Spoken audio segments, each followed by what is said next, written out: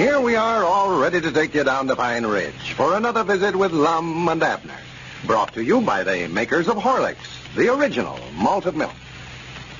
I wonder how many of our listeners have tried the breakfast plan that I mentioned the other night. Remember? A glass of Horlicks malted milk hot in the place of tea or milk or coffee. Besides being a delicious, welcome change, Horlicks makes a fine, healthful beverage for young and old alike. A valuable addition to the diet. That's because of the vitamins and minerals that this famous malted milk contains. In addition to that, Horlicks is so much easier to digest that it keeps you feeling cheerful and alert all day. It agrees with the weakest stomach. So if you haven't any Horlicks in the house, get a package now from your druggist. Then start the day right, the Horlick way. You'll find many other uses for Horlicks also. And now, let's see what's happening down in Pine Ridge. Well, the wedding of Evalena and Frank Foster has been definitely called off. And Lum is taking advantage of the situation by courting Evalena right off her feet. Her romance with Frank Foster just made the old fellow realize how much he really cared for her. As we look in on Pine Ridge today, we find Dick Huddleston over at the Jot'em Down store talking with Lum and Abner. Listen. Yeah, I believe me and Evalena's more in love with one another now than we ever was. Well, it looked like old times to see you two out there meeting together yesterday, Lum. Well, sir, might not everybody said that. Any number of them come up to us again services was over and told us how proud he was to see us keeping company with one another again. Oh, I don't think nobody wanted to see her marry Frank Foster in the first place. I reckon that's the reason they're glad. Oh, that'd been the biggest mistake she ever made. Well, Lum, that sort of leaves it up to you now. You kept her from marrying Frank. You better get busy before somebody else tries to take her away from you again. Yeah, I think me and her will be getting married before long now. I've got to get me a diamond engagement ring somewhere. Well, now, she give Frank his ring back. Why don't you just buy that and off of him? I bound you'd sell it pretty cheap now. Granny, that's right. I hadn't thought about that. Well, I doubt if Frank could sell it to you, Lum, if he knew what you wanted with it. Yeah, he's just mean enough to try to charge me two prices for it. Yeah, he just like him. You ought to told Evalena not to give it back to him, is what you ought to did. Yeah, I'm not worrying about that. I can get her a ring, all right. I'm going to get her a solid 14-karat diamond. That'll make that little old ring he give her look like 2 cents. Well, man, I've got to get on back over the store. I left the wife to look after things, and she's got to take out and go to the house and do the washing. Yeah, well, I'm glad you stopped by, Dick. Yeah, come back again, Dick. Much obliged for bringing the mail over. Yeah. Oh, that's all right. I'll come by here anyway. Yeah, Dick seemed to like the plans we got for remodeling our store, didn't he? Yeah. I believe that was a good suggest he made there, though, about putting all the groceries on one side of the store and all the dry goods on the other, Lum. Yeah, only trouble it'll be a nuisance walking backwards and forwards that way. See about my luck to be standing over on the grocery side and somebody come in and want some dry goods, dress pattern or something like that. And I'll have to walk clean across the store to wait on them. Yeah, like you said, though, it don't look right to have canned goods and shoes stacked right up on the shelf together that way. No, but I still say it's a heap handier that way.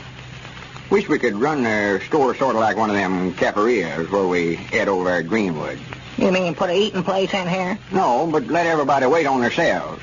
They could go around and pick out what stuff they wanted, and me and you could stand up there at the front door and search them and take their money as they go out. Yeah, but supposing they go out the back door. Yeah, that's right. Looks like it's all or something. Wait a minute. Who's that driving up out there in front? Oh. Stranger to me. Yeah, I don't believe I even know the horse.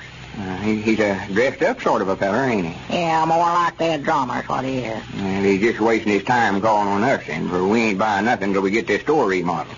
Ain't got no place to put the stuff if it was to buy it. Yeah, come in, sir. Come right in. How do you do? How do you do? I just wonder if you gentlemen could tell me where the old Phil Robinson place is located. Oh, Robinson place. Yes, I believe that's the name, Robinson. Yeah. I reckon he means the old Uncle Phil Robinson place, Abner, up there on Breast Creek. Oh, yeah, more like that. Yes, the Phil Robinson place. I believe that is what they call it. Well, I can tell you where it's at, but there ain't nobody lives there. That farm's laid out now for about 10 years. House is burned down and everything. Yes, I understand it is. Well, I wanted to look at it. I was thinking of building a summer home out there, kind of a mountain lodge. Lodge?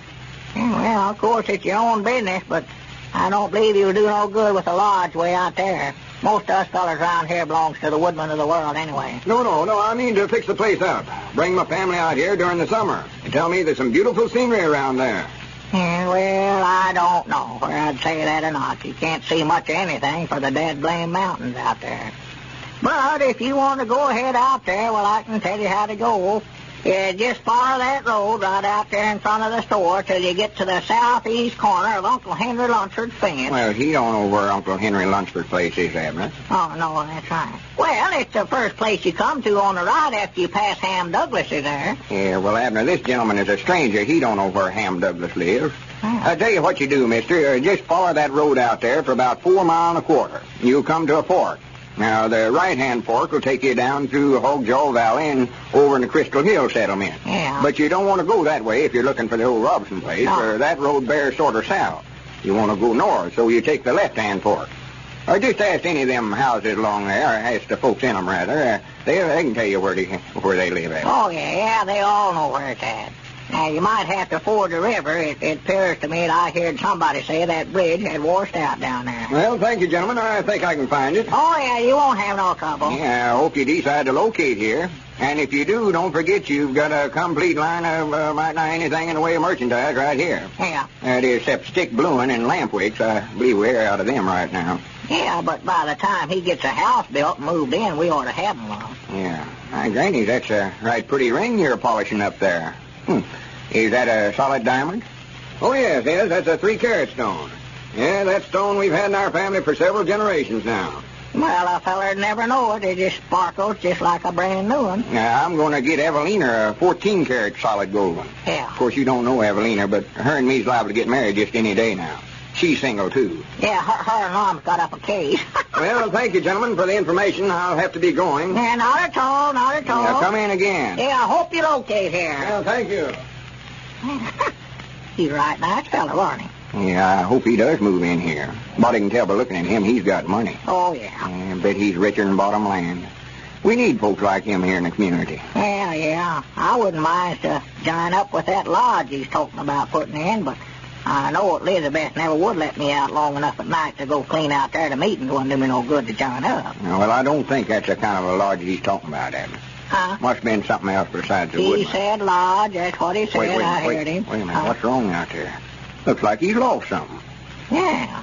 Must have dropped something in the road there. Yeah, we ought to help him look for it. Yeah, come on, let's go out there and see if we can help him. Yeah, he's such a nice fella. I wished me and him was kin to one another. Well, he sure lost something, all right. Well, he's scratching around there in the sand there. Yeah, what's the matter? Did you lose something? Why, yes, I just started across the road here to get in the buggy, and I dropped the diamond out of that ring I was just showing you. Well, I do know. Well, That'll be hard to find there in that sand. yes, it will. You sure you dropped it right there, yeah? Well, I had my handkerchief out polishing it and just happened to notice it was gone.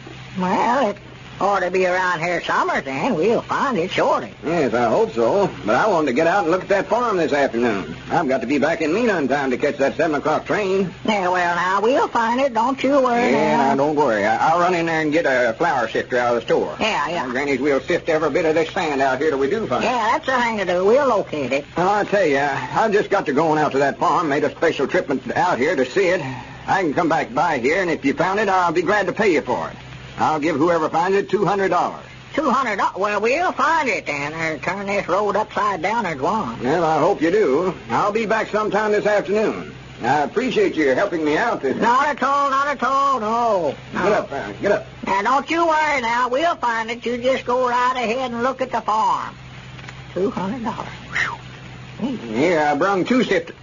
Yeah, where's he going? Did you find it? No. He said he had to get on over there and look at that farm, but he's going to give $200 to whoever finds it for him. $200? Yes, sir. That's just what he said. Give me one of them sifters here. I told you he had a lot of money. Let me get to looking here. Oh, dadgummit, here comes Squire Skimp. Lum, let's don't let him know what it is that he's lost, you know. He'd about keep it. That's just about what it happened. Yeah, that feller never said, but I bound you that diamond's worth $1,000, I bound you. Yeah. Don't let on to Squire now, whatever you do. No, don't tell him what we're looking for he's a kind of a feller to try to beat somebody out or something. Why, I sure. ain't got over the way he did us on that circus deal. No, sir, me neither. Just what do you do? Keep it for yourself. Bought that circus for $1,000 and sold it for $4,000. Well, good evening, gentlemen. Good evening. Howdy, Squire. Yeah, what's going on here? You lost something? Well, yeah. What do you think we're doing, making mud pies?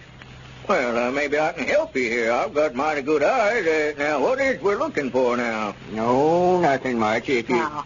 find anything, why, just let us know. We're just looking. Feller lost something here a minute ago. Well, I'll declare. Well, looky here. Huh? I picked this up the first thing. It looks like a diamond here. Let's see that, Well, Squire. I'll be dead blame. That's just what we're looking for. I'll give you $10 for that, Squire, right now. Not ask no questions. No.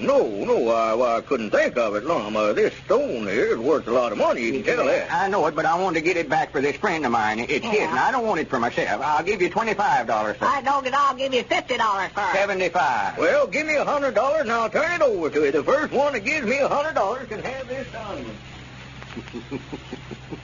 Well, it looks like the old fellows might get back a part of that money that Squire beat them out of in the circus business. And now, here's a scene that most of you will recognize. Miss Grace Bradley and her friend Miss Martin are looking over the menu in a Cleveland restaurant. Listen. Well, Joan, what do we have? I know what I should have. Nothing. Oh, go on. You must eat. Well, you're not that heavy. No, and I'm not that light either. And to think what I've done to get my weight down. I must have spent a fortune, Grace. And just look at me. Did you ever try that weight control plan you hear about over the radio on the Lum and Abner program? Never did. Guess that's one plan I've missed. Well, I never have either. I don't need to. But I've heard a friend of mine talk about it. It's called the Horlick Weight Control Plan. How does it work, Grace? Oh, why don't you talk to my friend about it, Joan? Her name's Mrs. Jackson. She's tried it, and it worked wonders for her. And now, ladies and gentlemen, our scene changes to the home of Mrs. Jackson, Grace's friend. It's later the same day. Joan Martin, taking her friend's advice, has called on Mrs. Jackson. Listen.